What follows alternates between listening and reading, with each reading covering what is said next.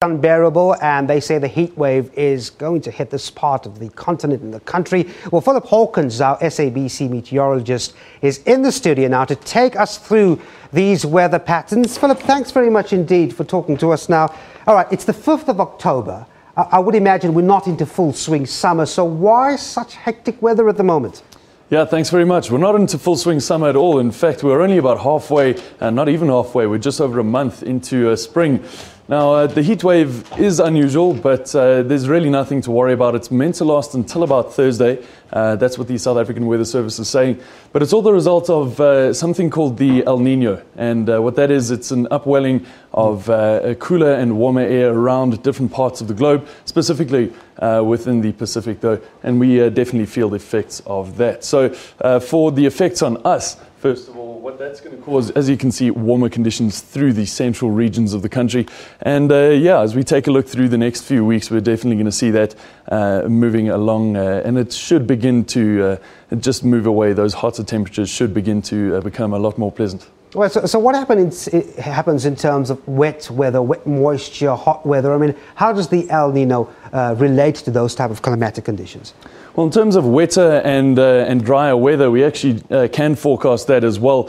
What the El Nino does is it makes it a little bit cooler in the eastern regions of the country. You can see that warmer in the central regions. In general, though, throughout the entire country, we are feeling warmer and drier conditions during an El Nino year. La Nina year is pretty much the opposite. We feel slightly cooler and slightly wetter conditions than that. But as we take a look through the rest of the couple of months to come, that should begin to not quite be so intense. Unfortunately, though, this is really bad news for the agricultural industry, because what that means is that, of course, we're expecting a lot less rainfall, higher temperature conditions in general around the entire country. Actually, if you look towards the western areas here, there are only two very small areas expecting slightly cooler conditions, and this is, of course, your maximum temperatures just around Alexander Bay and just towards that eastern coastline. So that's what we have to look forward to now. I want to wrap up just very quickly and touch on what you mentioned here. Of course, a lot of people watching will really take the impact on agriculture and the impact on farmlands quite seriously.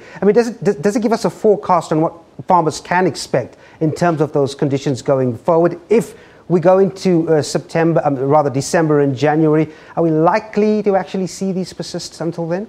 We are definitely likely to see these persist until then. It's an El Nino year, which means this is it affects the weather over the entire year, not just the spring and summer months. But this should be a warmer summer in general. You can see the South African Weather Service forecasting that all throughout the central regions, and that, of course, including the northeast, where we're now seeing this heat wave. So really, it won't be an uncommon sight this summer. All right, very quickly, I know you're not an aviation expert, but we've just learned that South Africa has cancelled flights from Johannesburg to Hong Kong. Can you give us a reason as to why they would do that? Because of the weather?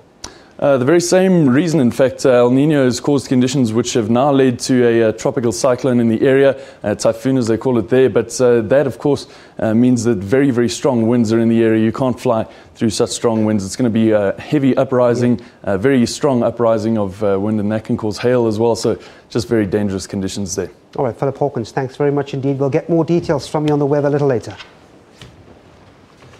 All right, and that's the first look at some of your main news headlines.